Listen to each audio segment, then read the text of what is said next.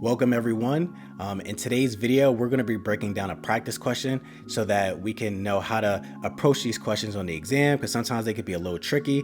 And yeah, we're going to go from there. So stay tuned. Okay, so for this practice question, a 40-year-old woman was referred to a social worker after her children were removed from the home by Child Protective Services due to neglect. The woman tells the social worker that she is unsure if she wants to do all the things Child Protective Services wants her to do because there isn't a guarantee she will regain custody of her children and does not want to be disappointed. What is the best response the social worker should say to the client? So let's go through the answer choices. We have A, your children will benefit from knowing that you tried, even if you don't regain custody. Should we say B, you are free to choose whether you want to try to regain custody of your children? Should we say C, it would be helpful if you work towards regaining custody. If at any time you decide you want to give up, you can do so. Or should we say D, it's important to keep in mind how CPS or Child Protective Services will perceive your uncertainty by not doing the things they said to do. So take a second, pause the video, read through the question, read through the answer choices, and we'll go from there. Okay, before we jump into the answer, let's scroll down to what type of question this is or relates to, and this is a self-determination type of question.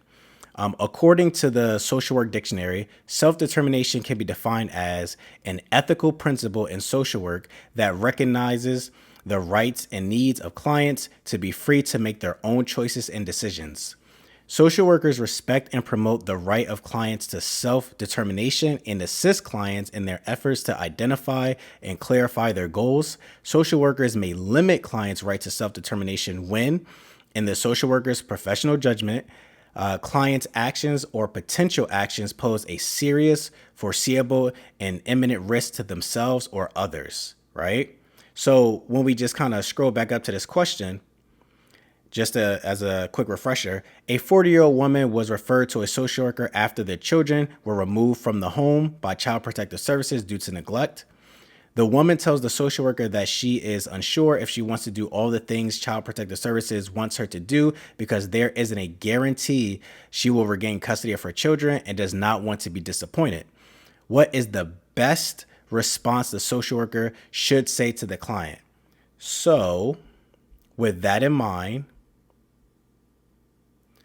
let's jump into the explanation.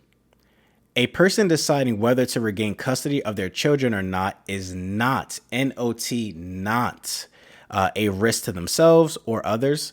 While ideally, we may want the parent or parents to fight to regain custody of their children, it's not our place as social workers to influence what we want, which is our values, onto our client or clients.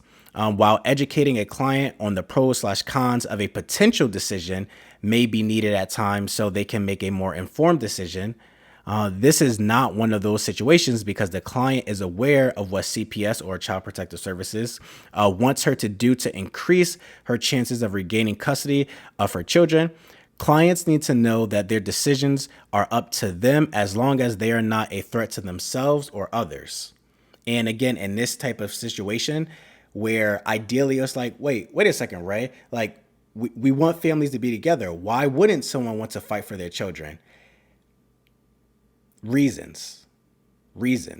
And we always want to be able to promote that self-determination for the client or the clients, as long as it's not a risk of harm to themselves or others. And when we scroll down to the fleshed out explanation, again, we're going to read it one more time.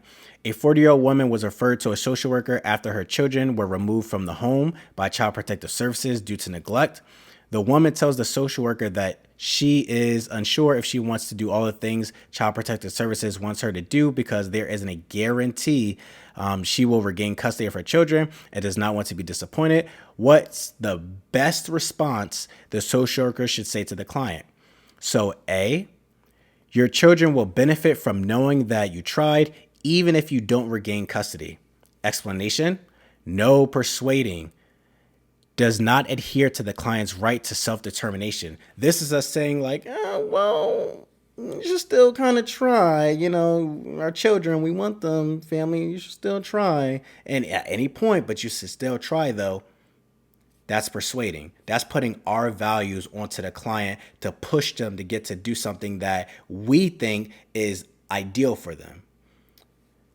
B, being the correct answer, you are free to choose whether or not you want to try to regain custody of your children. Explanation, correct. Why?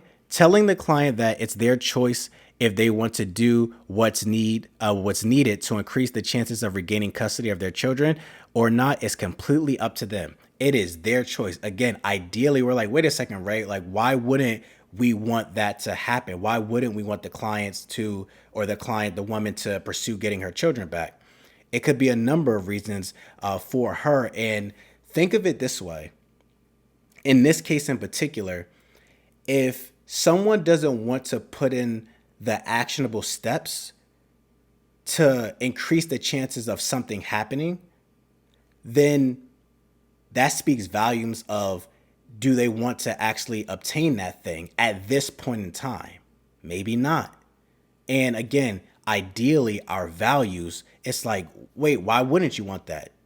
I get it. But according to the NASW Code of Ethics, we have to promote the client's right to self-determination. We want them to want to do these things. We don't want to force anything or persuade anyone to do anything, whereas putting our influence, our bias onto the situation. C, it would be helpful if you work towards regaining custody. If at any time you decide you want to give up, you can do so. Again, no persuading. While this response sounds good, there's a better response that promotes the client's right to self-determination. Again, the question asks, what is the best response the social worker can give to the client regarding this particular scenario? And D, it's important to keep in mind how CPS, Child Protective Services, will perceive your uncertainty by not doing the things they said to do. Explanation, this is stating the obvious. This is kind of like saying, hey, did you know water is wet? We know how we'll look already. CPS informed the mother of what she needs to do to increase her chances of getting her children back. And if the mother does not do what she needs to do to increase her chances of getting her children back, we know how CPS will view that already. Also, this is attempting to put the social worker's values into the mix of the social worker wanting the client to fight to regain custody of their children. Again, ideally, yes. Why wouldn't we want someone to fight to get custody of their children back? But that's going against self-determination. We want the clients to want to do these things that's going to benefit their life. Even if, yes, objectively speaking, it's a positive, productive, beautiful thing. If someone, for their reasons, doesn't want to do something, beneficial or not, right?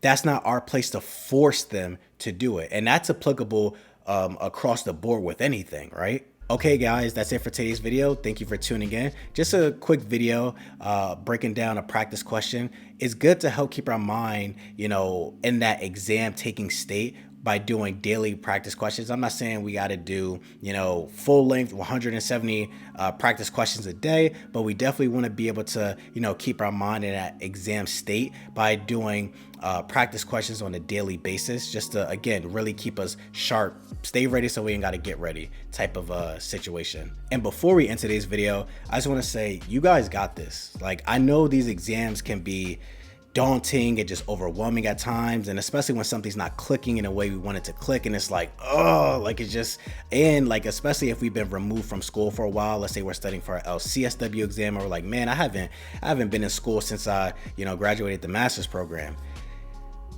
You got this. Take a deep breath. You got this. We're going to study. We're going to be consistent with our studying, and we're going to, keep tuning in, watching these videos, understanding how to break down these questions, and go from there. You got this. And lastly, share with a friend. We don't want to be licensed by ourselves. We want all our social work friends and colleagues and all that to pass and become licensed and do the work that we want to do. So thank you guys again for tuning in, and I'll see you next video. Bye.